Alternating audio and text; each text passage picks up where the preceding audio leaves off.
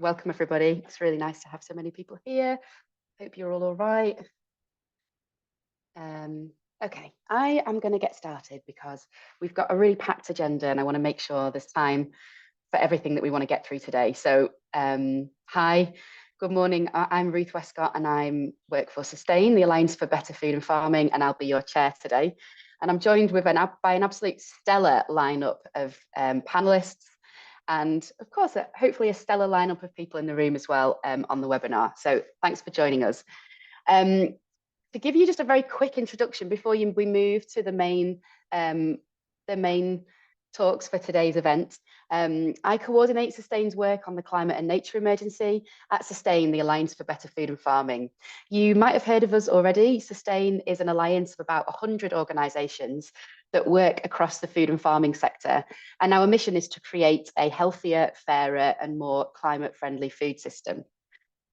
Food for the Planet that I run is one of the flagship campaigns of Sustain. And our overall aim is to make sure that food and farming are taken seriously as a cause of, and of course, a solution to the climate and nature emergency. The Food for the Planet campaign has three kind of distinct strands. We work with communities with the Sustainable Food Places Network, and our aim there is to build food partnerships within communities. And they have representatives from the community, from councils and local food experts to help build solutions to the food system, the broken food system that work for local communities. The second strand is working with local councils. So we provide support and resources to councils across the UK to help them implement good food policies, including the Every Mouthful Counts toolkit, which is an online toolkit which councils can use to track the actions that they're taking on food and farming. And there's a handy little carbon calculator that will allow you to understand the emissions reductions that you're making from taking action. And Sam's going to drop that in the chat so that you can see it at your leisure. And finally, we work on national government action. So we're campaigning and advocating for action from national governments in the UK to support local councils better. And we're calling consistently for more power, more support and more good policy to make sure that the climate and food solutions are led by councils and come from the communities that they represent. And one way we do this is through the annual Day of Action and Celebration, which is when we invite local food partnerships to meet their MPs in Parliament and chew their ears off about good food and farming. And that normally happens in the spring, summer. So thank you all for joining us today. I really hope that this research that we're launching today is going to help shed light on the power that local authorities have, and particularly metropolitan councils, as that's been the focus of this study, to tackle the harm that our food system is causing to our health and the health of the planet. And I really hope it's going to inspire action. We're in webinar format, so we can't hear you, so feel free to sing, do some karaoke, whoop enthusiastically because we can't hear you, so it's fine. But we do want you to get involved. So please use the chat function to share your thoughts and to communicate with each other. And if you have questions, please drop them in the Q&A as per the usual Zoom format that we're all very familiar with now. We do have a good chunk of time for questions, so please get them in there and we'll come to them in the latter part of the agenda today. So yeah, I think that's enough from me. We've got a packed agenda, so I don't want to go on too much longer. And without further ado, I'm going to pass over to my colleague, Lily O'Mara Adambesa, who has led this research and is going to talk us through the findings. So take it away, Lily. Thanks.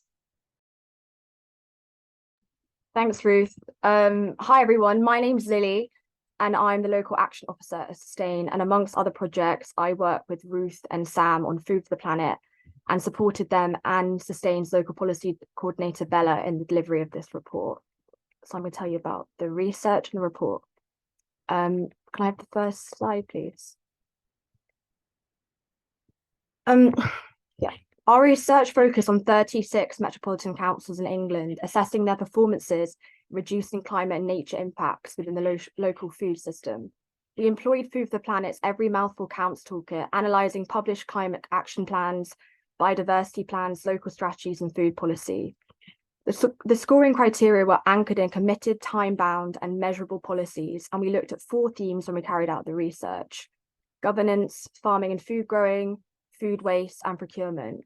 We're really excited to share our results with you, but firstly, I want to talk about the rationale for carrying out this work. Next slide, please. Why do we do this? Well, firstly, the rapid destruction of nature and the escalation of climate warming are triggering an extinction event. The food system accounts for more than a third of UK's greenhouse gas emissions, being the primary contributor to wildlife and environmental degradation in the country.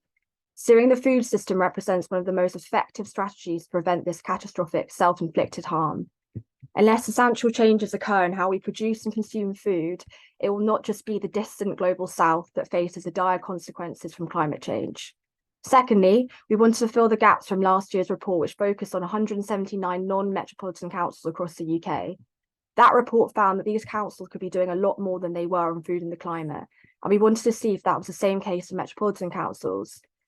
The report was also developed in response to the interest shown by councils and food partnerships throughout the UK seeking a framework for action on the food system. Thirdly, all councils have overlooked a significant opportunity to address the challenges of cost of living, climate change, and biodiversity by engaging with the food system. Food intertwines with numerous concerns, and establishing a more sustainable, localised, and fair food system will bolster sustainable farming practices, generate quality employment, enhance health outcomes, promote biodiversity, whilst aligning with council objectives on net zero.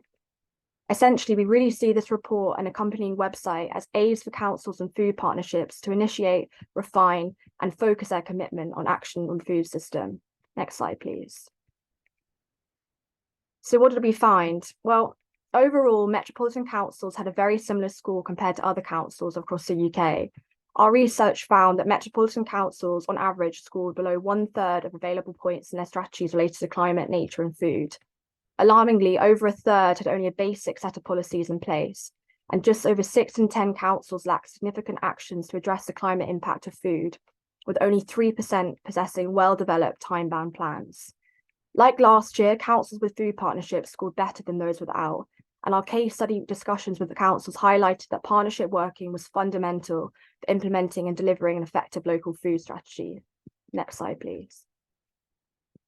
The overall picture showed that while there were strengths in policy, strategy, and partnerships, with many more metropolitan councils ranking better than our assessment of other council types, metropolitan councils scored inadequately in managing food waste.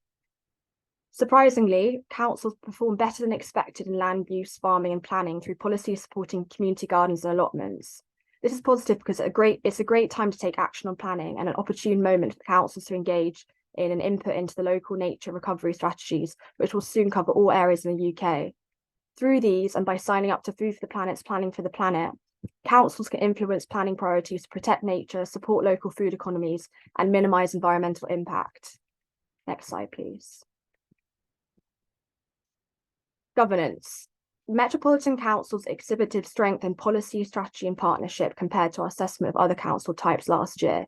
Notably, 100% had declared a climate emergency, 56% had established food partnerships, 87% had formulated climate action plans. However, while this demonstrates a commendable starting point, gaps persist. 11% received an inadequate score, lacking comprehensive action plans addressing food, farming, and land use. 75% earned a basic score, having some governance in place, but requiring more integrated strategies. Only 14% achieved a better score, actively fostering partnerships and utilising toolkits like Every Mouthful Counts.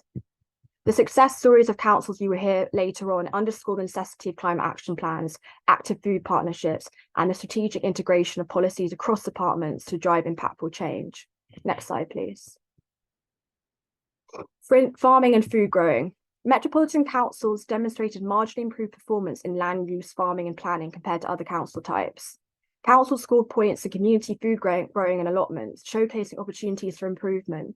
Still, I won't pretend these were great results. 39% were rated inadequate, lacking meaningful commitments to action. Only 17% achieved a better score, which we calculated by looking at whether they had measurable targets for agroecological or nature-friendly farming practices. You might be thinking, these are metropolitan councils, so what if they're not great on farming? But I want to note here that while these councils are metropolitan, 35 of the 36 are part of combined authorities, which could mean there's untapped potential for urban councils to collaborate with more rural neighbouring councils. In addition to this, some councils have a considerable amount of peri-urban and rural land within their boundaries, including council-owned farms. So there are opportunities to improve policies on farming and food growing. Next slide, please. Food waste management. Improperly managed food waste is a climate killer. It is estimated that 8 to 10% of the world's greenhouse gases come from food waste. Metropolitan councils unfortunately showcase poor performance in this area. An alarming 83% scored inadequate, lacking measurable policies for waste reduction. Moreover, only 14% achieved a better score with minimal policies in place. Only 3% attained a better score, focusing on comprehensive food waste collections and surplus redistribution. Overall, there is a pressing need for expanding food waste collection services and scaling surplus food redistribution initiatives to align with upcoming mandatory requirements under the Environment Act. Next slide, please. Procurement. Metropolitan councils collectively manage up to 1.3 million acres of land and allocate over £70 billion annually in procurement. This means they wield a substantial influence in steering Britain's food system towards a more sustainable path. Our report showed that metropolitan councils only marginally outperformed other council types, scoring only 24% of available points for procurement. Most points were awarded for engaging with local businesses, with room to improve scores on serving climate-friendly meals in council-run buildings, events and services, and delivering public communication to encourage people to adopt a more climate-friendly meal. Overall, and again, our research found a lot of room for improvement. 69% were rated inadequate, 28% earned a basic score, only 3% achieved a better score, which means they implemented what I would argue are really easy wins, actions like sourcing locally and promoting climate-friendly food. The procurement sector holds immense potential for impactful change. We're aware that councils have been squeezed for cash year on year for the last decade or so, much of the time through very little fault of their own, and national government needs to step up. Still, there are easy wins that councils are just missing out on, and given this, there is plenty of room for metropolitan councils to be much more ambitious. We really believe there is as much to gain here as there is to lose. Next slide, please. So what are our top tips? Well, you'll hear more from 3 of these councils after this, but some of the major insights we picked up on in the process of conducting this research were: 1, that declaring climate emergency and formulating action plans was fundamental in driving council initiatives. 2, establishing food partnerships fostered community engagement and collaboration across local areas. Many councils that we spoke with work with food partnerships that were formed through the Sustainable Food Places Network, which is run by Sustain and its partners. 3, crafting comprehensive food strategies aligned with council priorities proved effective. Councils can be slow-moving beasts, but tying in these policies with existing strategies on climate health and planning can help both move things along and embed them into existing climate council work, integrating climate goals across the departments, facilitated cooperation and resource allocation. 4, collaboration and co-working is key. Successful councils made efforts to collaborate with neighbouring councils and academic institutions to unlock expertise and funding avenues. Next slide, please. What are our recommendations? Well, this might sound familiar to those who have read last year's report, and that's because they are. Broadly speaking, the actions metropolitan councils should take is no different than any other council. Namely, implement a food strategy within your climate and nature plans. Start here if you haven't already. Councils should view action on food as an essential part of achieving their climate and nature targets. Secondly, sign up to the Every Mouthful Counts toolkit. If you haven't done this already, signing up to our toolkit, it is cool. It's a good way to track your progress in implementing our full list of recommendations and means that you will be doing this work transparently. This will help us to identify your progress when we carry out our next assessment. Thirdly, develop a sustainable food procurement policy. Procurement is such an effective tool for making food sustainable, improving health outcomes, and investing in the local economy. A sustainable food procurement policy should include more veg and less and better meats from local farmers. We recognise that less meat is a difficult thing to sell to some people, but some of the case studies in our report show that it can be done in an equitable and inclusive way. Next slide, please. This year's report had some asks for policymakers at the national level to consider. We felt it was important to highlight the fact that a national policy framework for sustainable food trickles down to local level, because the Westminster government has so far failed to implement a strategy for making the food system compliant with our national objectives on climate mitigation and nature recovery. Last year, we found that Scotland performed significantly better than English councils, which highlights how vital national level targets, funding and guidance are, and to strengthen calls for the government to implement a robust and science-led national food strategy. COP28 has brought with it a new declaration that our government has earnestly signed up to. I, for one, I'm not optimistic about genuine change coming from this government, but still, our asking government are to implement legally binding national buying standards for public sector meals aligned with a planetary health diet. This is part of the COP declaration, so let's see. Remove the requirement to serve meat 3 days per week from school food standards. This sounds controversial, but it shouldn't. Other protein sources can be healthier and more sustainable, and this would allow more flexibility for councils to reduce the climate impact of cost of meals. Reform national planning policies to prioritise climate and nature considerations. Provide guidance for integrating food and farming and local nature recovery strategies, and enforce emission reduction targets for food businesses, enhancing the availability and affordability of healthy, climate-friendly food. Next slide, please. I think maybe that's the last. Yeah. In conclusion, while metropolitan councils have made strides in certain areas, this assessment highlights there are areas in need of some TLC. The stats paint a pretty grim picture, but they also highlight the huge potential of metropolitan councils to galvanise action, collaborate, and drive substantial change within their areas, ultimately fostering resilient, healthy, and sustainable communities for generations to come. I used to work with Green councillors at Lambeth Council, and one would, without fail, edit into any speech I wrote for him, where national government fails, let local government lead the way. I really believe this is true. There is so much room for you to be this country's climate leaders, impacting change at local level and agitating for change nationally. We are at precipice, and we can and need to do better if we want a planet we want our children to live in. You'll now hear from some of our leading councils who are already making these changes about how you can earnestly and properly engage in these issues. Thank you.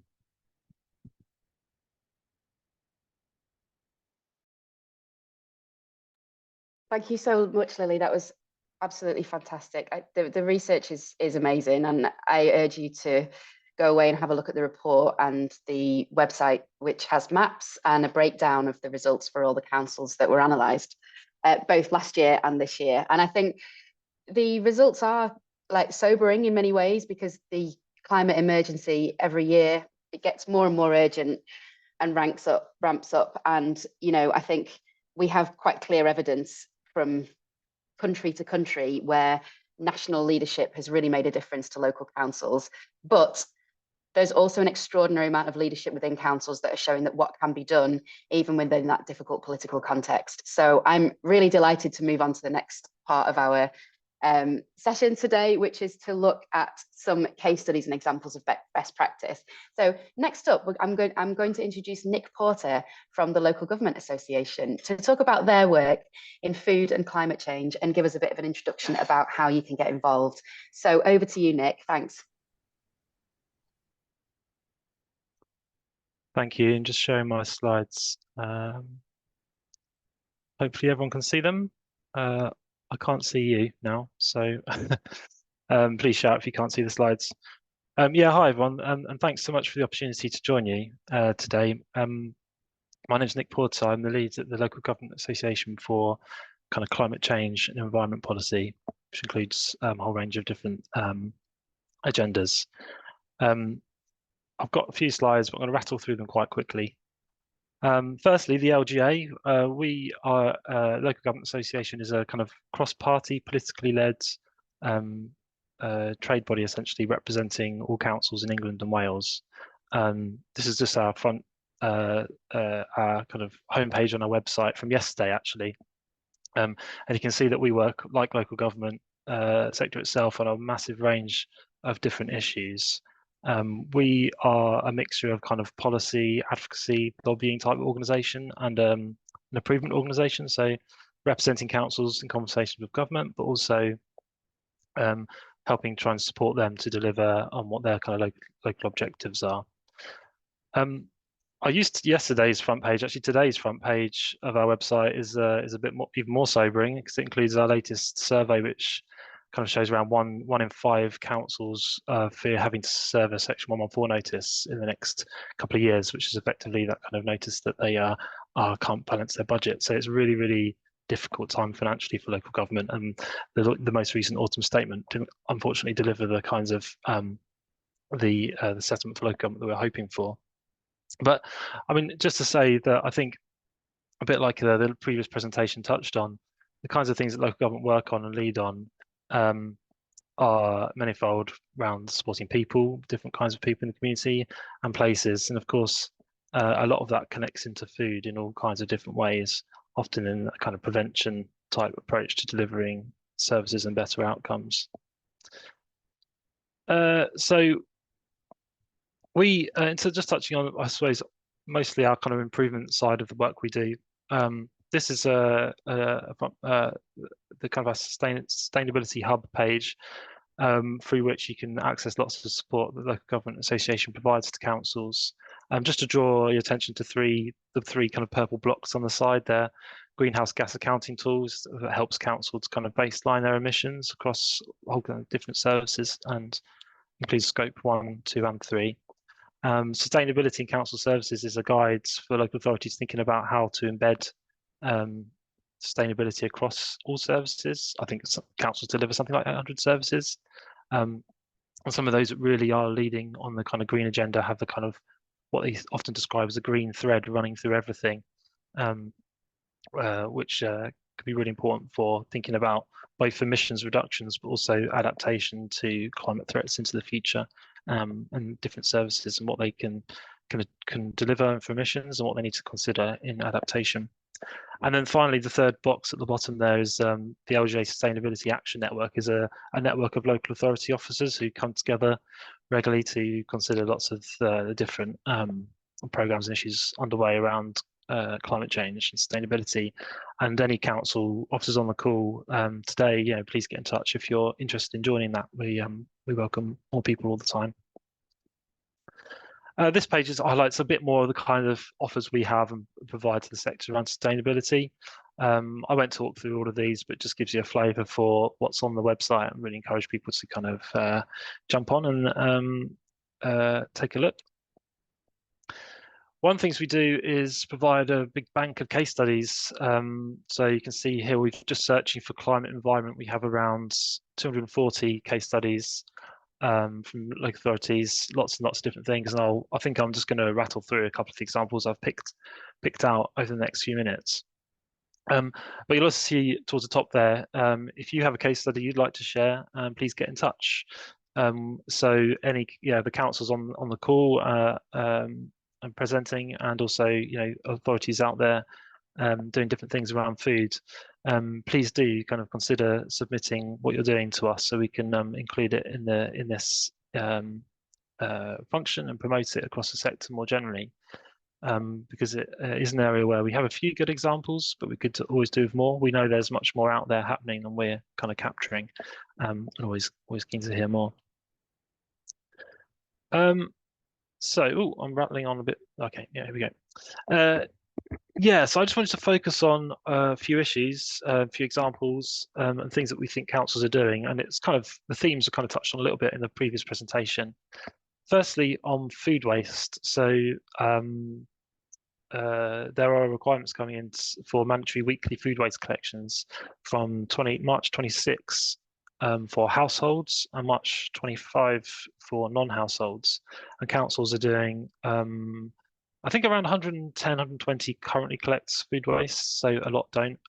Some don't collect weekly, so it will mean a lot of service change for a lot of local authorities. But also the non-household element, so businesses being required to consider kind of food waste, separate food waste collections is will be quite a big change, and one that needs a lot of thought in terms of implementation. The availability of trucks and bins and all the rest of it, the infrastructure to support the delivery of these services. But as this is a session focused on kind of predominantly metropolitan areas, there are big challenges around food waste collection. And we've highlighted there a trial in Hackney, which is thinking about how you might deliver a food waste service for kind of flats above shops, where it's just difficult to provide some of the infrastructure. And there's some interesting findings coming through about what might work, but it's kind of some innovations that councils are really kind of exploring into how they can improve kind of food waste collections, which are so important, as the previous speaker touched on, around overall emissions and incentivizing people to reduce their food waste and think a bit more about their kind of food use. So lots of change going there, and lots of councils going to be focusing on that. a lot, local authorities, community leaders embedded in communities. The councils are most trusted by communities to take climate action and to support them to take climate action. More trusted than government and other bits of the state. And this is an example from Staffordshire where they sought to try and make kind of the emissions output, the carbon output from individuals more real. There's a ton of carbon in a big balloon, and as part of that campaign, really talking to communities about the kind of different ways that each individual releases carbon, thinking about all the different impacts, and obviously food was a big part of that. So food is one thing, but obviously there's other bits of the system, and so and engaging communities is good to engage them on the whole piece, which food is one. So lots of stuff councils are doing around community engagement and in helping people think a bit more about carbon emissions. Councils obviously have a lead kind of economic growth responsibility, and supporting businesses and skills is a huge part of that. This is a bit of an example from Devon, working with farmers in the agricultural sector to think about kind of regenerative farming into the future and supporting training to achieve that. So obviously, food agriculture is a huge industry in many of our local authority areas, and there's big demands on that industry to change over time, and councils can do lots of different things to support that, including thinking about kind of skills in relationship with the further education system and careers advice, as well as more interventions like this. Procurement, again, was touched on by the previous speaker. This is a guide we've provided around sustainable procurement, and a range of different objectives there for reducing emissions, supporting kind of inclusion, other environmental priorities. And some councils are thinking more and more about food in their procurement, as the last kind of presenter talked a little bit about. And we've got a couple of examples on our case study database, actually, I think from Newport and one other, where they're using procurement practice to try and drive kind of change in the food system. But I'd encourage councils to take a look at that. It's really good. And actually, as alongside the guide, we've got events and other things going on which you can engage with. Yeah, so this is I think the example from Lewisham. Sorry, some of my page is covered here, but I can't see it. But yeah, there's a couple of things in this. I think one of them is around data. Again, a bit like the kind of community example from Staffordshire, that councils kind of using data to think about where they can make greatest impacts. And London Councils produces nice little tool which helps assess consumption emissions across different places. So not necessarily kind of scope 1 direct emissions for councils around transport and housing, but the kind of other kind of emissions from the kind of behaviours of consumer behaviours of citizens in their area. And Lewisham identified obviously food and drink representing around 10-11% of that wider borough footprint, and then from that kind of assessment beginning to think about how they can drive some change through the promotion of meat-free, kind of dairy-free diets, food offerings at events and options in schools and other things. We're over time, Nick, so I'm going to hurry you if that's okay. Thanks. That's brilliant, because this is my final slides on the future. I guess my reflections generally on all of this is that the evidence of the impact of food and the opportunities that foods create, both for health, public health, removal of chronic disease, carbon emission reductions, but also the environment quality, biodiversity. The evidence is there. It's overwhelming. It's been there for some time. It's not new. But at the moment, there is a degree of community change, community engagement, and consumer change and consumer engagement, which is kind of bringing this issue more to the fore. And I think councils are a big part of that wider change, primarily because of their they are rooted in communities, rooted in local communities, and communities can work with our local authorities to develop those projects which kind of seek to address some of these issues which we've covered today. So I think that as this issue gets more attention, I think local government will probably begin and continue to grow its consideration of food across everything it does, its people services and place services. Yeah, so it's really good to be a part of this event to talk about some of those things some of our councils are doing, and we look forward to talking more about this important issue. Thank you so much. Thank you. Thank you, Nick. Cheers. Thanks for the presentation. Absolutely brilliant to see all the work that the LGA are doing for those really inspiring case studies. Okay, so I'm going to move on now to some of the councils that were identified as leaders in our report. So it's brilliant to have you here for some inspiring and celebrating stories about what you've managed to achieve locally. So without further ado, I'd like to introduce you to our first leading council, which is Birmingham, and Helen Harrison and Sarah Pullen doing a tag team. So over to you. Thank you. And thank you to Sustain for inviting us here to share our work with you on the Birmingham Food Revolution. There's some really innovative action on food sustainability that's happening in our cities, and learning from others is really important as we navigate through this complex system. So I'm really pleased to share our work, and it's also really useful to hear from the other speakers about the work in Newcastle and Leeds, and also to hear the case studies that Nick presented. So thank you for those, Nick. So I'm going to provide you with an overview of Birmingham's food system journey, which represents many years of blood, sweat and tears from Sarah and her team. And then Sarah will talk to you about some of the projects that have been delivered in the city. Next slide, please, Sarah. So Birmingham is one of the largest local authorities in Europe. We feed over 1.15 million people each day. And like all cities, we don't have enough room to grow all the food we need to feed our population. But as a large city, Birmingham does have huge political and purchasing power. And we're therefore really well placed to use our might to bring people together to find solutions to making our food systems more sustainable, to tackle food injustice, lower the impact on the environment, and also prepare us for the future. And we're doing this through the Birmingham Food Revolution, which is very much a social movement, which is driven by a citywide partnership made up of partners from academia, health, local authority, business and third sector. We recognise that a coordinated approach is really essential for food systems transformation on this scale, and that united we can achieve far more than the sum of our parts. So next slide, please. Sorry. Birmingham Food Journey has evolved since 2015, when we became part of the Milan Urban Food Pact, which many of you will know is a network of cities from around the world interested in food systems transformation, which was established to share city-to-city learning. In 2019, Birmingham signed up to the Climate Emergency Declaration, which signalled our city's commitment to action to reducing the city's carbon emissions. Next slide, please.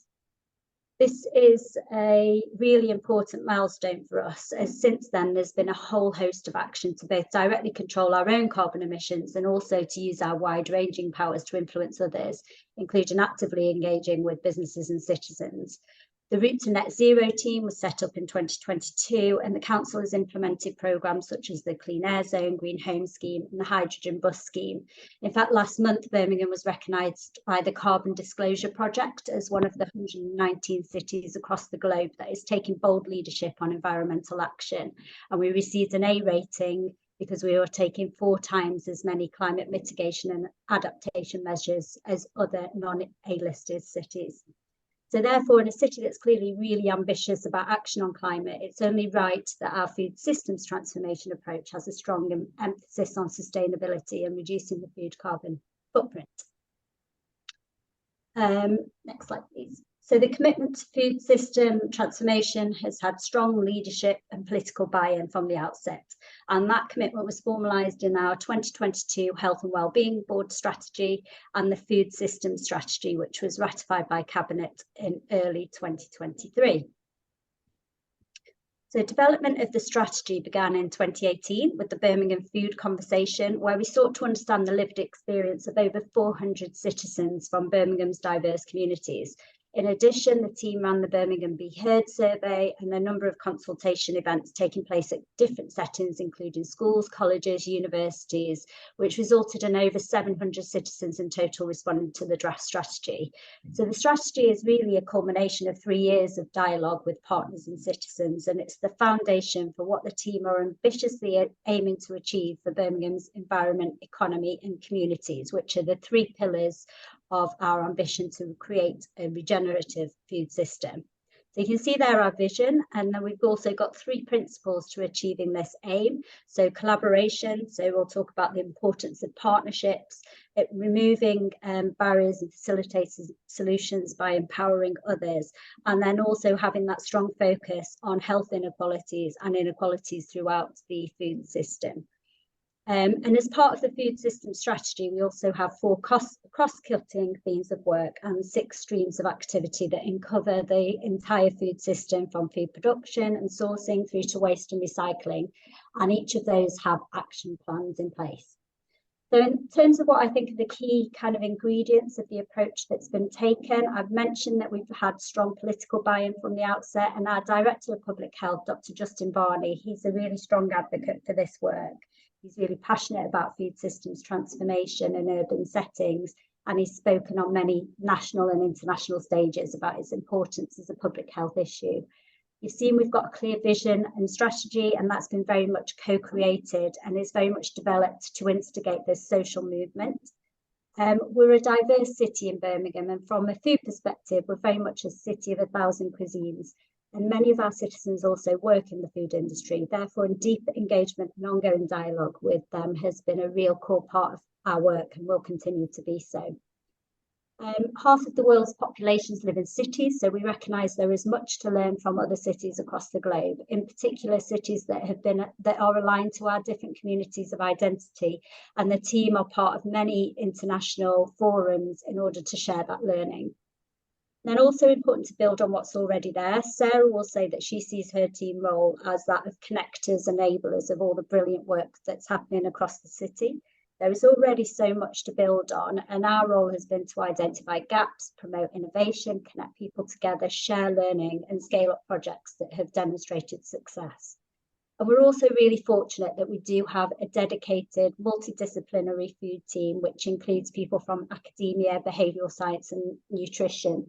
They all bring their own unique brilliance and perspective to the work and have really galvanised the city in collective action.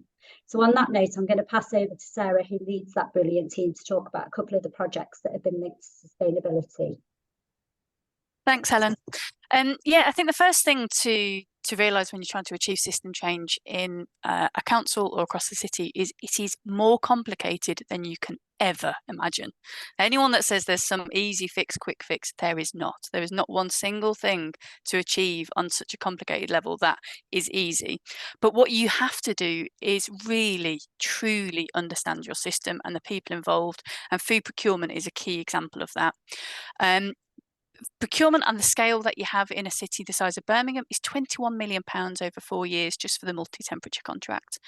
But to deliver contracts like that, you are restricted by procurement rules, national guidelines on what's allowed to be done. There's all sorts of policies you have to follow. So the only way to shift practice is to look at these documents in huge amounts of details, map out the processes, map out who's involved with each stage of it, and start to shift things from within. So rather than looking at building from the ground up, it's absolutely essential to see what works with the way that money is even allowed out of the council. So that's the approach we've taken. The first initial step, which was really key, was looking at the strategy for food procurement in the city. We've managed to align that together with the food system strategy and along with other climate change objectives. And also, importantly, the Birmingham Business Charter for Social Responsibility, because the living wage in the food sector and all sorts of challenges in that space are also really important issues. There's also conflicting demands, because the typical way that people try to reduce climate impact is to reduce the number of deliveries, which can also mean that you end up with bigger suppliers, which means you have less control over local food supply. So the approach we've taken is looking at how we could shift the tender as it stands at the moment, because dynamic procurement and other solutions out there at the moment are not quite there yet. So we're working with researchers and with people to see how that might be a solution for the future. But for now, we recognise what we have to do is work with the system we've got, change the weighting and how things are rated, and also importantly, change the contract specification, what people are reporting on, the transparency of data. So we're working on a huge amount of those areas currently to make sure that what we pull together can be shared with people across the UK to achieve this change. So this is still an ongoing journey. We're still within negotiations, but we've made huge progress and we're looking forward to seeing what happens with this contract and importantly, what we can introduce next time, because we're also working with a lot of researchers and looking at what options there are there. The other side is population behaviour change around nutrition and what we're eating.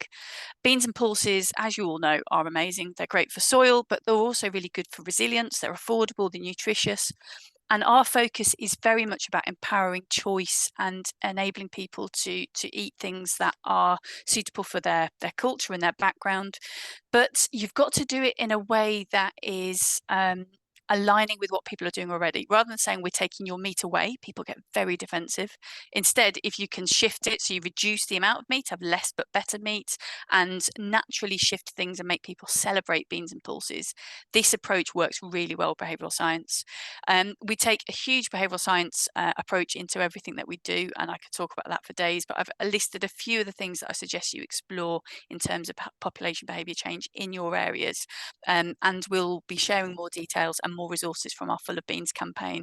But the Holidays, Activities and Food programme in the summer was a really great first step to that journey to shifting behaviour change on a population level. We don't want individual change, we want everybody to be shifting their behaviour across the entire city.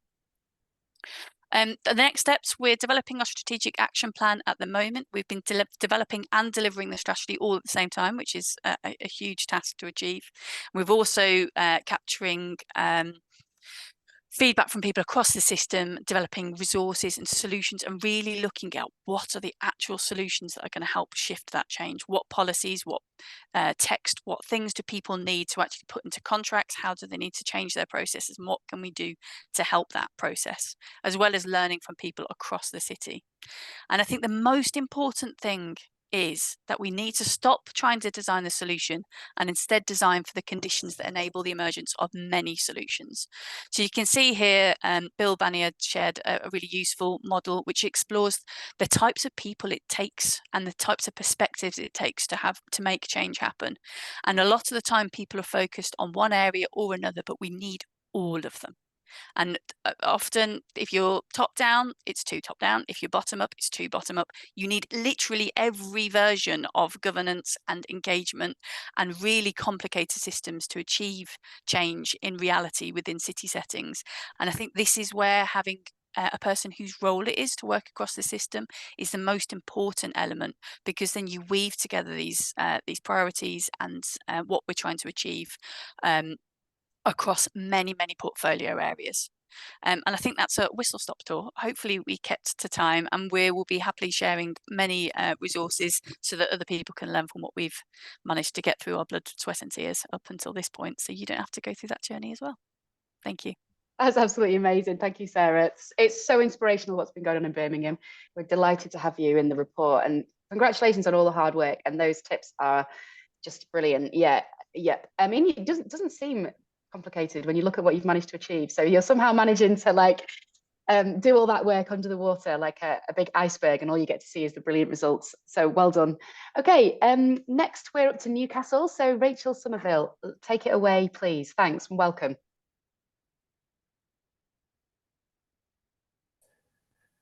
Hi there. Hopefully you can see my slides. I'll just put them in. Yeah, that's perfect. Yep, we got, yeah, thanks. Lovely. Okay, yes, so thank you very much to Sustain for having me on to speak today. It's been some really interesting discussions so far and really progressive movements from Birmingham, which was really great to hear. So I'm going to touch on a little bit of what we're doing in Newcastle. As I previously mentioned, I'm part of the Net Zero team within Newcastle, and I've been here for about a year or just over a year with a main focus on sustainable food and trying to push our agenda. So I'm going to talk through some of the projects and things that we've been doing over the past however long. So starting with a bit of our background about our food journey. So our food partnership, which is called Food Newcastle, was established in 2013, which was obviously almost, well, it is 10 years ago now, which is crazy to think that it's been around for so long and having this influence. And it's a really progressive point that we like to highlight quite a bit in the city. And obviously in 2019, we also declared our climate emergency alongside many of the other councils. Similarly, the same year, our waste strategy document was published. And then the following year, in 2020, our net zero action plan for 2030 was published. And we've been updating that with regular updates to our action plan and priority actions. So I thought I'd just start with a little bit of a background about Food Newcastle. So as I previously mentioned, they were established in 2013 as part of Sustainable Food Place Network, and it kind of focused on the key themes about just developing a sustainable approach to food across the city. And in December last year, the Food Partnership actually welcomed a new hosting organisation, which is the Newcastle West End Food Bank, and a new partnership coordinator.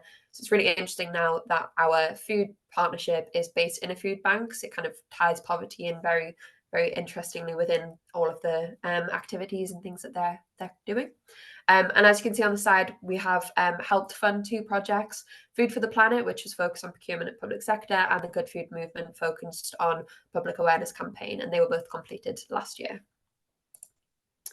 So now I'm going to move on to more internal movements. So since I've basically joined the organisation, I helped set up a sustainable food working group within the council, and this includes representation from public health, net zero, waste management and engagement, school catering, procurement, and Food Newcastle, our food partnership, are also engaged in this. So the main aim of the group was start to look at creating sustainable food and waste within the council, and focus around the 3 main goals of decarbonising food sources, reducing food waste and food poverty, and improving healthy eating. So we meet on a monthly basis and we kind of collaborate in any way we can, update ourselves on what's happening in terms of the whole world of food and waste, and some really interesting and insightful conversations come out of that discussion. And because Food Newcastle are there, they have a real impact and influence over what we're discussing, and food is really embedded in the heart of our discussions. Part of what came out of our Sustainable Food Working Group was starting to look into our framework for how our food is procured within the city. So we are actually, as part of the North East Procurement Organisation, alongside 12 of the other local authorities in the region, which is crazy to me when I first found this out, because I didn't realise that everyone would procure under the same contract. But this contract has 6 suppliers for all 12 local authorities, for all food and drink contracts. And the original framework was actually due for renewal next year, but has been extended to 2026. But discussions are happening about changes that we may make in 2026. And there's quite a key focus on sustainability, with me attending the meetings alongside other catering team and procurement teams within the local authorities. And hopefully we'll be able to sort of embed some more sustainable practices into our framework. Similarly, I've spoke to a lot of the suppliers individually. They're really, really engaging. Unfortunately, though, their sustainability credentials and things that they've published about how sustainable they aren't the best, which we are trying to improve on, and trying to get them to publish a couple more interesting documents about things that the changes they're doing. A lot of them have sort of talked about little changes that they're making, but this isn't public to people that know about how we procure the goods and services. So I think it's really important that we encourage them to adopt more sustainable practices, but also just shout about what they're doing and educate us on how we can make food more sustainable. And I've had some really interesting discussions with loads of the suppliers as well, so I'm keen to continue them. So now more onto the positive things we're doing. So we have quite a big focus on food waste in the city, and there's actually an organisation called Bind who work within the city, who are an external charity organisation that we've helped fund in some different projects. But they run quite a number of food waste programmes, one of which being Eat Smart, which is designed at tackling primary school pupils' food waste in their school. And so the first programme was 6 primary schools, and it was found that they were wasting on average £37,000 worth of food. And through the programme, this has been reduced by between 20 and 40%. And they've gathered new funding as well to continue this programme in multiple other schools. I think we have over 100 schools within the Newcastle region. So this would be really beneficial if this kind of reached out to everyone and everyone got involved in some way. And you can see the savings there are really beneficial. And then similarly, there's this app that they have created. It's still in a test version, so I don't think the name is like definitive, because we're not actually sure how we feel on that. I'd be interested to hear a little bit of feedback on that. But it's called Foodicate at the moment, and it's an online app that connects you to Northeast initiatives so that surplus food doesn't get wasted.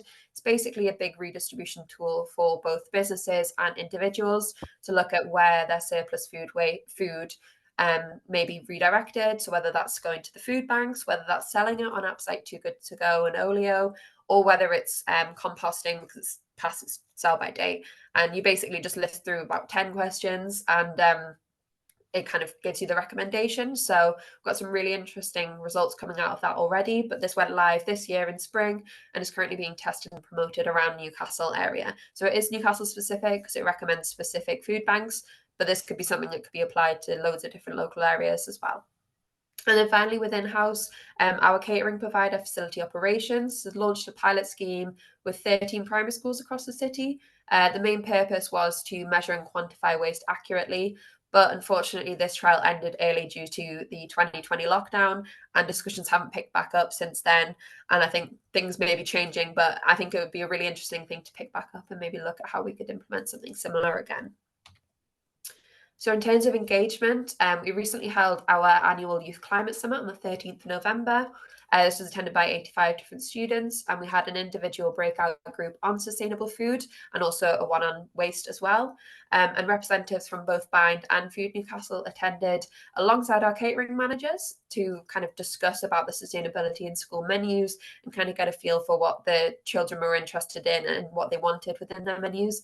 And a lot of interesting thoughts and things came up about that. Not all positive for us, but it was still interesting to hear from. But yeah, so I think we're looking to continue that engagement, definitely with young people, and maybe also look at how we can embed our catering and our editing of school menus more within the people who are actually going to be eating them, the students. Similarly, we also ran a Green Street program. The original pilot was in Bradford, and they moved to pilot up here, which launched at the start of this year.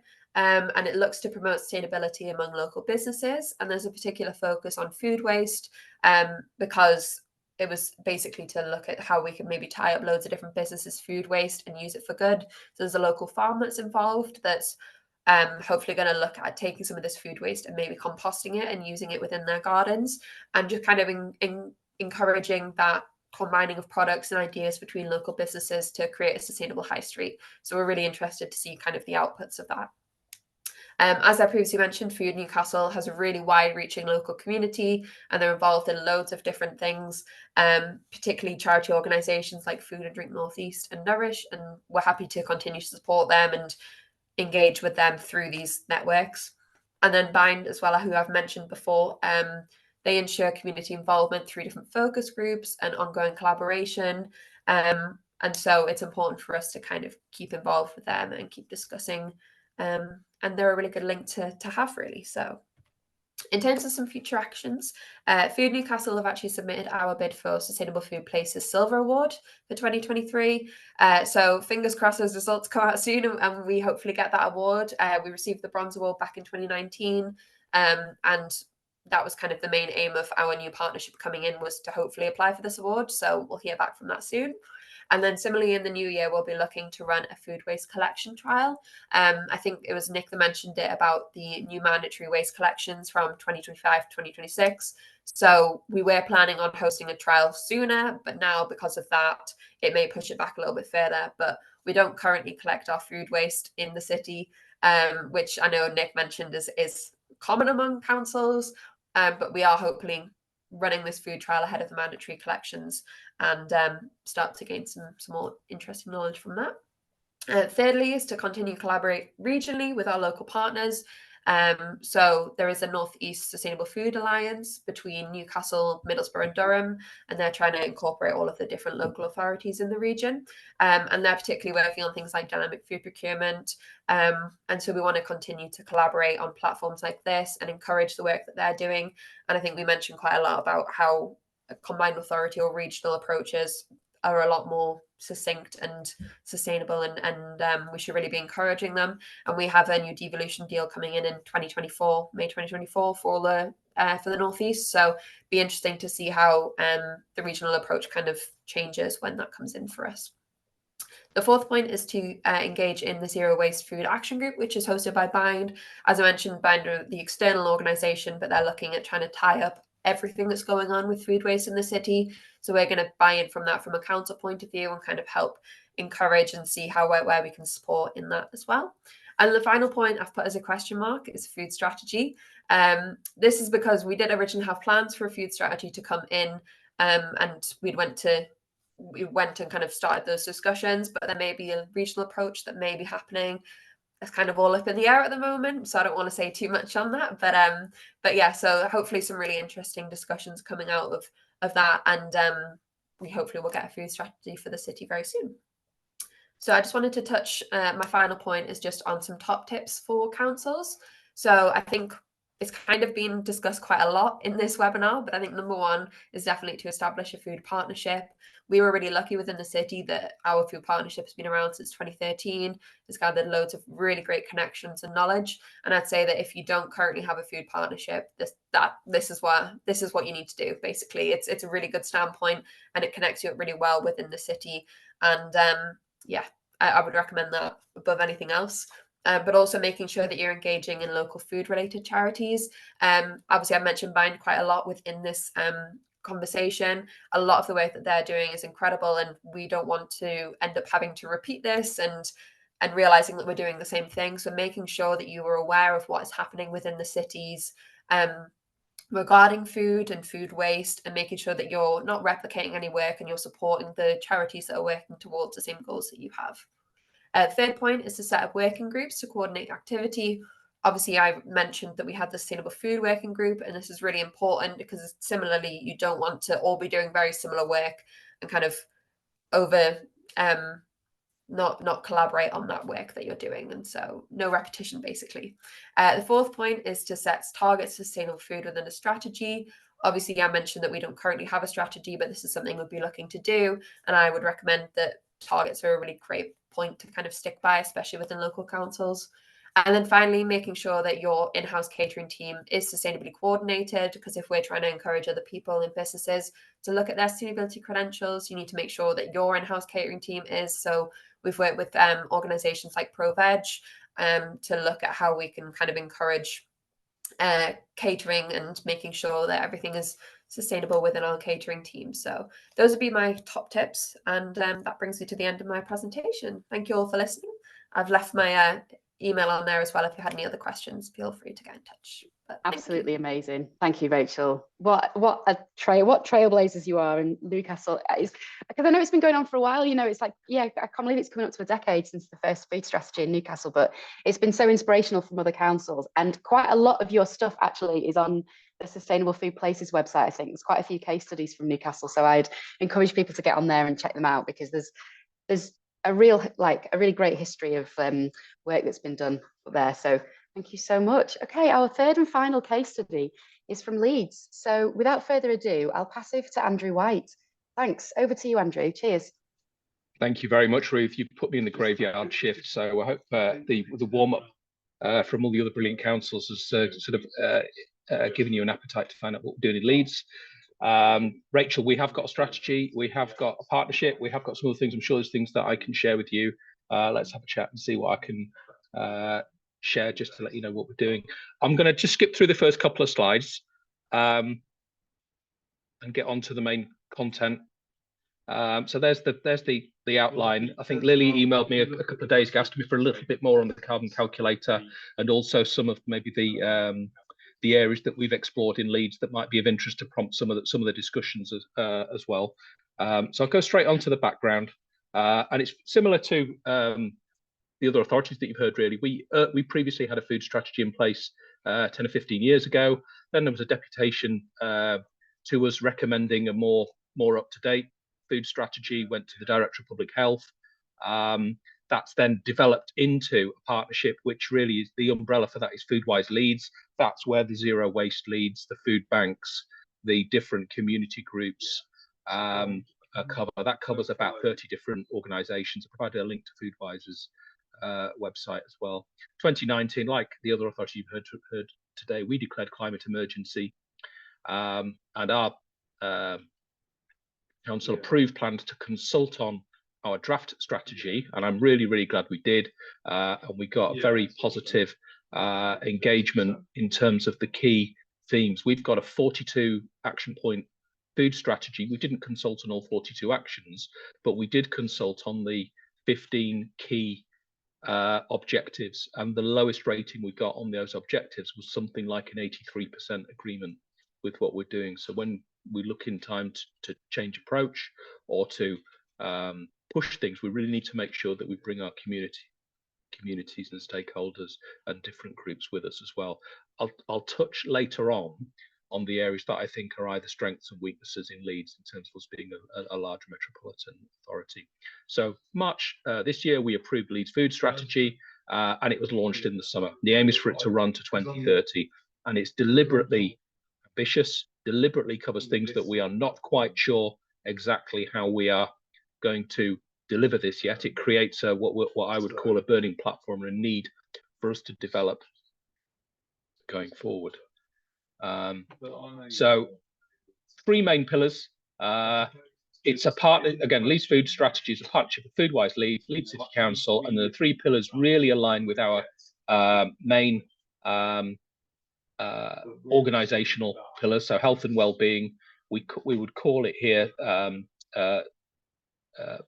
inclusion, financial inclusion. That fits also very strongly with sustainable growth. And then thirdly, the focus on climate action supports our climate emergency and net zero aims. So mission 1, health and well-being, and there are the 5 objectives. Not going to go into great detail. I would say that because we've got politically the lead for the lead food strategy is our lead member for climate, energy and green spaces, it may well be we've got more of a sort of tripartite approach. It may well be if you talk to your neighbouring authorities, you've got food actions that are primarily led by your public health teams, and it may well be there that you've got strengths in those areas, and it may well be then that you find it harder to pull in the financial inclusion or the poverty or narrowing gap, or the climate and emissions side of your actions. So second mission, food security and economy, and again this links to affordable, inclusive food, particularly our approach to try and improve the outcomes, food outcomes for people living in the poorest areas of the city. And then thirdly, sustainability and resilience. And this is the area that me and my colleagues in climate, energy and green spaces are leading on in terms of those areas. And they cover some of the areas that we've already heard about. We're talking about reducing, redistributing and utilising surplus food. Food waste collection sits in there. Trying to find new ways of using land. So we've actually got new land opportunities that follow from flood alleviation schemes. We might be able to engage farmers or land use in a different way. But like other large metropolitan authorities, we don't have an awful lot of green land, and particularly there, it's something that I think we would say is a weakness in terms of what we're trying to do. This objective as well includes our priority around carbon calculation. Lily asked me just to go into a little bit more detail, and I think this is something that I would say. Can I just right? Do you think you could try and make your screen expand so that we can just see the slide that you're talking on? Oh, it is on my screen. Okay. Right. I think just crack on. It's fine. We can just see the little next slide as well, but it's fine. Crack on. Otherwise, we risk it going west. We're seeing the presenter view, Andrew. I think we're seeing presenter view rather than. I have no idea what to change on that now. Yeah, don't worry about it. We're all good. Hide presenter view. Is that better? Ah, yes. Fine. I've got 2 slides to go. Never mind.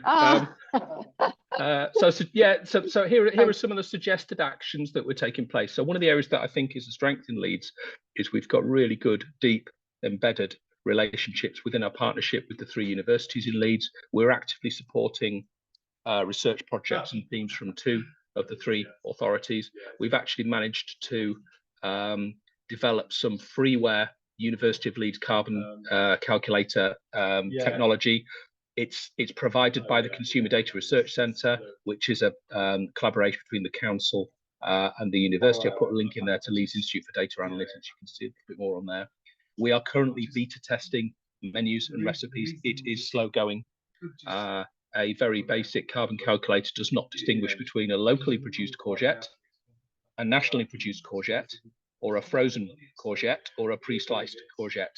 And our caterers and our cafes serve all sorts of different combinations of those. So we've got quite a lot to do. We're aiming to launch the carbon calculator in spring 2024. Those menus for that are developed towards the end of the winter. The backup will be, we will have a branded low carbon choice label on each cafe menu, and it may well be then we have to look later in the year for it to be on school and other catering options. But to give you an idea, the commercially available carbon calculators cost in excess of 70, 80, 90,000 pounds, and you should still have the limitations in terms of ability to vary from the default in the carbon calculator. So if people are interested in that, I suspect there might be some more comments there. I'll get you some more information on the links to the academics that are working with us on that. And then sort of second area, farmers and food producers. They're mentioned 4 or 5 times in our 42 action points. Here are the main things that we're saying that we're promising to try and do as part of the Leeds Food Strategy, to work with national, regional, local partners to support best farming practice, helping to remove barriers to agricultural transition, help local farmers get a fair price, explore ways to make it easier for local farmers to sell produce locally. While it's been faster going because we've developed stronger relationships with the universities, we have found it very slow to make progress with farmers. I don't know why. I've only been in the team nearly a year. We have been trying throughout the finalising the Leeds Food Strategy. It may well be there's something in either the council's approach or the partnership that makes farmers reluctant to engage. I think we've got some partner organisations that maybe don't like us engaging with farmers. We've certainly got stakeholders like plant-based councils that don't want us to engage with farmers who produce meat. We've got to get that right over time, and certainly I'd like to talk to any of the presenters today, or Nick, back to the LGA or elsewhere, to see how we can get that right. We can't be the only authority that's primarily an industrial urban population, doesn't have an awful lot of green space, and yet we've got either within our city and neighbouring farmers. We've agreed a commitment for our food procurement that we would only procure food that comes from a location that borders on what we would call Yorkshire in terms of that. So it would be anywhere in the north of England or bordering Yorkshire. So it may well be we can get a conversation going more broadly there, or even, I think, particularly as you've said, Rachel, with the regional authorities, combined authority, in terms of that discussion.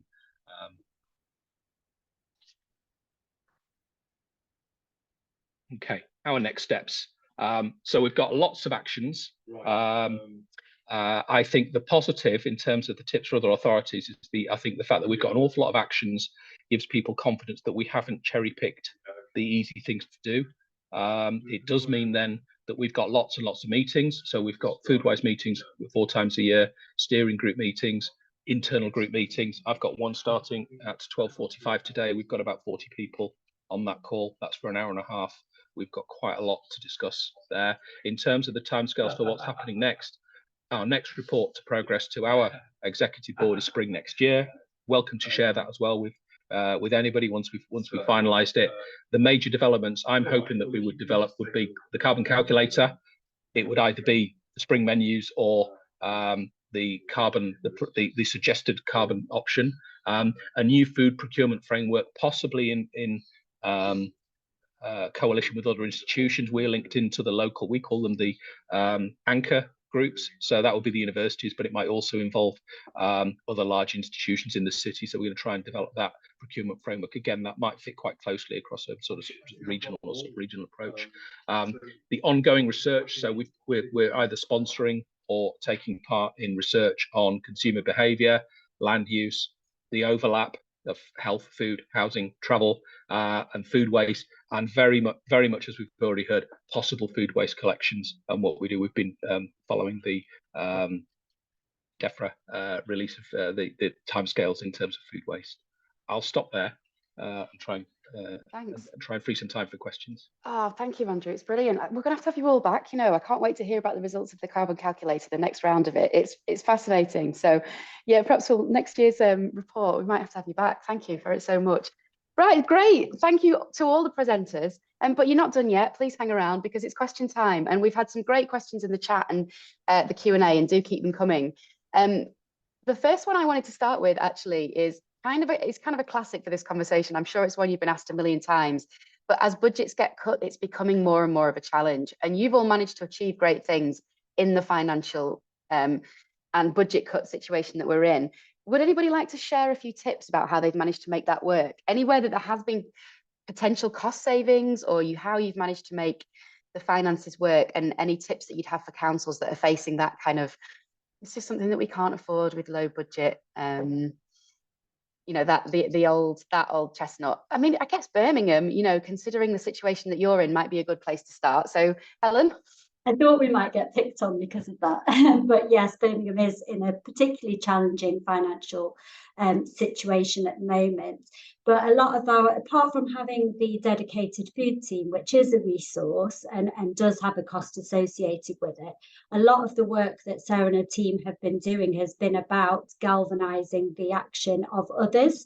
So it's very much that collaborative partnership approach. And they've kind of helped that by creating that powerful narrative as to, you know, why we need to make changes in our food system, and have tailored that narrative to meet the needs of different groups. So it's slightly different narrative to our politicians as it might be to our citizens, and within our citizens group it might be slightly different also. So it's been very much about getting people on board with it so that we can maximise the work that's already happening across the city, and nudge that in a direction that will help us to achieve our vision of food systems transformation. So it's very much about coordinating that citywide action. And also I think Sarah and her team have got a lot of collaborations with the universities, with academia, and as a result of that, and also those national and international partnerships, have been able to bring money into the city to support particular projects and work. There is lots of grants and investment available to us, and they've been really good at capitalising on those. And then I also think, thirdly, I just think it's really important that we are making a big song and dance about the wins. So we are making sure that we are telling people about the importance of the food systems transformation and how we can make those small but consistent changes that move us towards achieving our ambition. Thank you so much. Yeah, incredibly tough situation. Thank you for that feedback. Anybody else want to chip in on that one, or anything extra to add? Go for it, Andrew. Thank you. Yeah, I'd agree. It's a hard sell. I think if different groups have been used to the council plugging the gap, and again, this is a personal view, but I think some of the larger metropolitan authorities haven't always been very good at collaborating in terms of that. And actually, it's a challenge for us to say we will work in genuine partnership with some organisations, whereas before we would say we will pick and choose the things we work on, and we'll let you provide that work. I think one of the things that I draw attention to is the ability for local authorities to signpost different community groups to grant funding. So the grant funding that Helen's pointing to, that could be national, could be regional, could be international, and that's where particularly if there's new sources of funding. So in West Yorkshire, that might be the West Yorkshire Combined Authority. It might be something that newly developed there. We can't expect all those community groups to keep up to date with those different changes. It might be the same in terms of LGA and things like that. That's where authorities can provide a role to provide that sort of signposting and support facility, so that we can say we will help you get grant funding. To give you an idea, the Climate, Energy and Green Spaces team in Leeds City Council is probably 75% funded through grants that we've chosen. So actually some authorities are very good at winning grants, and we can help other organisations to make sure that they can get grants as well. But it does mean you've got to be clearer, I think, around the overlap, and you've got to make sure there that you are really clear what's going to deliver. Yeah, thank you very much. Anybody else want to chip in on that one, or shall I move to one about? Just yeah, I would. Thank you. Just totally echo what's just been said around convening and enabling partnership, community leadership, all these things that councils provide. I guess the other thing just to touch on is it's not so much about cuts, it's about often service pressures, huge service pressures in social care, children's social care, and the role of foods and other kinds of issues which council intervene in the prevention agenda.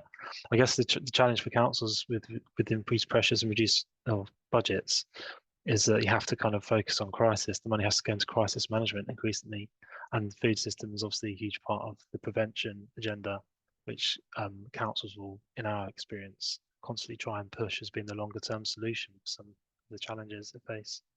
And you know, that's across climate change, of course, as well as kind of public health and other agendas. Thanks. Go for it, Rachel. Yeah, I just kind of want to mirror what everyone else has said, really. I think especially Nick's point about crisis, it being embedded in climate changes is a really good access for trying to get funding through. But also, I kind of mentioned it quite a lot in my presentation, but making sure you're not repeating any work that's already being done, and collaborating with other local organisations that are doing this work and that have the engagement and that the resources there, and making sure to tap into it, and things like Sustain and this toolkit as well. It's really, really useful information. It's all free. Just use it where you can and make use of that. There's lots available for councils, especially in the food space. So yeah. Right, thank you. I love a plug for the toolkit. Thanks, Rachel. Anybody else, or shall I move to the next question, which is about plant-based? That's, oh yes, Claire, thanks. Yeah, I was just, I mean, people have talked about community organisations and partnership, and that's really, really important. And I know Leeds might be in a slightly different position to some of the other local authorities that are listening, but the other one is your academic institutions. A lot of the work that we've done and worked on with the universities in that broadest sense has been invaluable. You know, we've had a fantastic study that was done about food hubs, and the carbon calculator work, as Andrew has talked about and shared the slide, is together with the university, and there are other things that are in the pipeline, because often, you know, as you all know, quite often councils can't access or apply for grants and funds and things, that because we're those statutory organisations, we're restricted. Community groups can if they're properly constituted, but the universities and the academic institutions can access funding sometimes, which is, you know, European or international, in a way that we can't actually. So some of those partnerships have been fantastic. So if that's not something you're already doing, then I would really strenuously recommend that, because that in some ways has been a fantastic way forward for some of the work that we otherwise just would not have been able to do, really.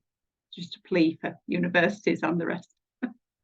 I don't know if any of them on the call, mention yourself in the chat if you want for any partnerships. Thank you. The next question is, okay, so there can be a bit of resistance from policymakers when it comes to plant-based foods. How can we change that narrative and their behaviour for them to affect change internally and externally? So this question about plant-based, would anybody like to take that one? I'll happily contribute to begin with. I think one of the challenges we found is the narrative around plant-based food is quite polarizing. People get so distracted talking about which side of the polarized spectrum they sit on that nobody's actually focusing on what needs to shift. So the reason we've taken our approach in the strategy, which is all about empowering choice and letting people choose what they want, what you need to do is still make it easier and more attractive and more desirable to eat more beans and pulses, to have less but better meat, and so on. But I think it's not so much that plant-based is the issue, it's the fact that the terminology and the wording has become almost weaponized and it's not helpful. So you end up missing the actual systemic changes and the policy changes that are required. So I would say that pretty much everybody I've spoken to is on board with dietary shift, and especially because we also need to reduce processed food. There's like stats coming out this week about the issue with sugar and how much land is being used for sugar beet, but instead people are talking about other things. We need to look at sustainability and shifting entire dietary practices. And if we could reduce, if people cook from scratch more, imagine how many factories wouldn't be needed for producing processed food, and that would lead to benefits around health and sustainability. So we need to look at the complex issues there. But I would say, yeah, I think everybody is on side with increasing plant-based. It's just the polarized arguments cause the confusion. Thank you. You've got a lot of love for talking about sugar in the chat, Sarah. Anybody else want to come in on that one? I think that narrative, yeah, Andrew, go for it. Yeah, I need to work out how to put my hand down afterwards as well. Yeah, I'd agree, and I think particularly I'd agree with exactly what Sarah said. I think particularly the consultation and engagement sets a contract with the people that you're talking to, that you're not going to do things to them, you're going to engage, you're going to carry on talking to them, and that includes about the challenging discussions. And I guess it's the difference between banning and restricting or encouraging good choices. And the equivalent choice we would make on transport would be, we want you to drive a mile less in your car. We don't care if you walk or cycle or get the bus. We'll make all of those possible for you. And if we want to have less sugar, less processed food, frankly, there's other dietary things that we can do. We think we can do that. I think particularly one of the things we do need to do is to make sure we've got very good, robust case studies that look at the whole food system, to show that then the claims that are made really back up. So if that's about reduced waste, or it's about improved lower CO2, lower methane, for example, there are ways to be able to do that, but you need to be prepared to invest in that real sort of longitudinal study of how you do it, rather than sort of cherry picking. Sorry, no pun on cherries. Just cutting your scope very, very narrowly there. So it's something that I'd absolutely agree that you want to get good choices, but it's really important as well that we've got a whole sort of very broad coalition of people who are really interested in food, and we've got to continue that conversation with all of them. It is just. Yep, thank you, Andrew. Great. Anybody else on that one? I'd agree. Great answers. Yeah, sorry, go Nick. And then So, Rachel, thanks. Yeah, so I should have put my hand up.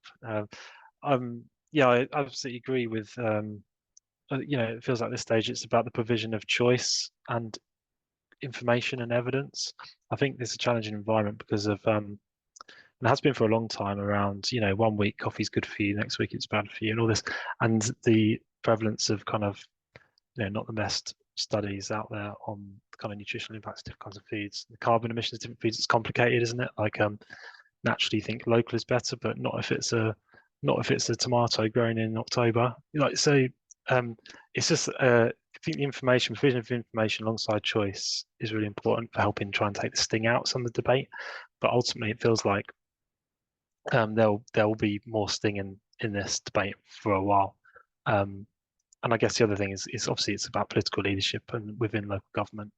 I think a couple of speakers spoke earlier about the impact, the importance of having kind of political leadership buy-in to this agenda, driving it through in local government. I think that's true. There's going to be more true into the future, and obviously it's going to be an issue nationally as well.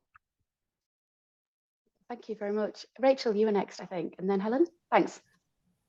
Yeah, I think just from our point of view, I think it's kind of a collaborative thing of making sure that you can see sort of the co-benefits of plant-based food. So whether it's because it's often the healthier choice or often more cost-efficient choice, things like that.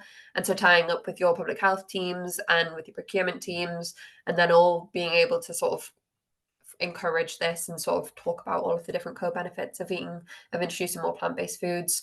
And again, there's great resources out there to kind of help support that, your case studies and things like that, and to kind of displaying to people who need to be educated on it why it's important, and kind of again avoiding all of the the misterms and everything that's kind of described in the way that plant-based food can be described. So yeah. Thanks. And Helen? Yeah, just building on what everybody else has said, really, we're not going to get real changes in policy until we've got enough people behind it. I mean, it reminds me quite a bit of when we were working towards smoke-free environments. You just got to have this critical mass of people that were bought into the idea before you're going to get the policymakers behind it. So I think it's our role to sort of nudge people towards, and as Rachel and Sarah both said, about talking about the benefits of having more plant-based diet as part of your overall diet, and getting people to sort of start seeing those benefits and start building it in more and more to their diet and creating that movement for change. Thank you very much. Anybody else, or I'll move on to the next question. There was a comment that came in on the chat about fair trade, and it sort of brought me to the thinking about the global solidarity when it comes to climate change. And this, at Sustain, we recognise that climate change is ultimately, at its heart, the kind of theft of resources of a few people from the majority, locally and globally. And how, have anybody managed to kind of build in fair trade principles and the stuff that's about that kind of making sure that you're buying ethical as well as climate friendly food? Any examples of where that's worked for you?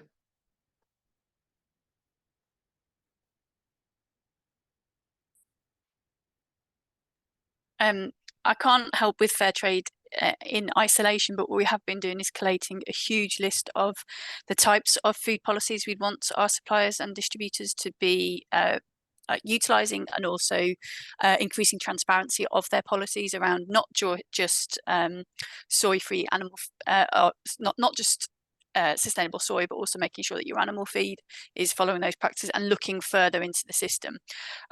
So I would say that our approach is system-wide. We don't just look at climate change, we're looking at nutrition, ethics, business practices, supporting SMEs and so on.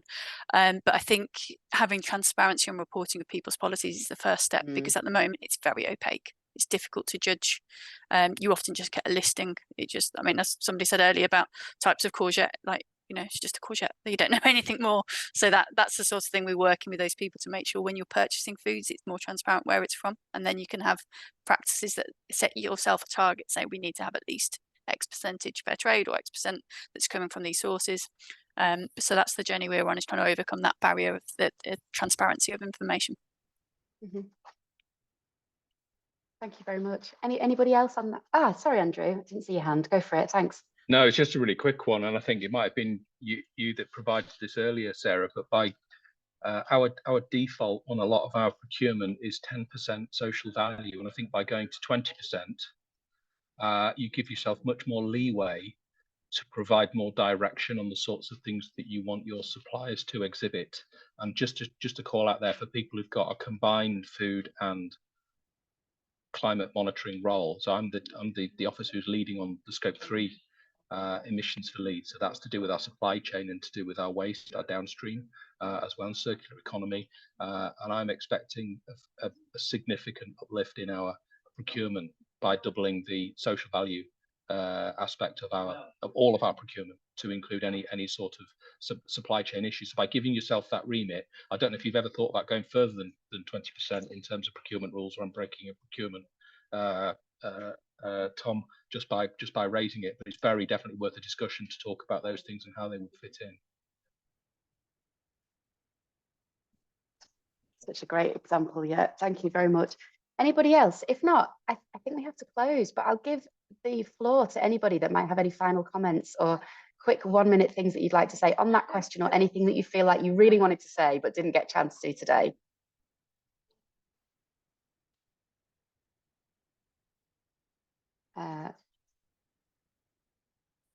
Okay, I think I was putting some comments in the on the question lovely. and answers. So yeah. Great. Yeah, thanks for using the chat. Nice one. Love it. Thank you. Okay, well, it just remains for me to say then, thank you to all the speakers. This has been an amazing event and I've been inspired, and I, have read the report several times. So if you've managed to inspire me when I know all this stuff, read all this stuff already, then it's been a brilliant event for everybody. So thank you so much for sharing your expertise and for all of the work that you're doing day in, day out to create a great food system locally. We're really grateful to your hard work, and congratulations for the work that you're doing. And thanks everybody else for joining us. We will follow up with a link to the report so you can read it at your leisure. And to all the stuff that we talked about in the day, today we'll send you some links. So thank you so much, everybody, and I hope you have a great afternoon.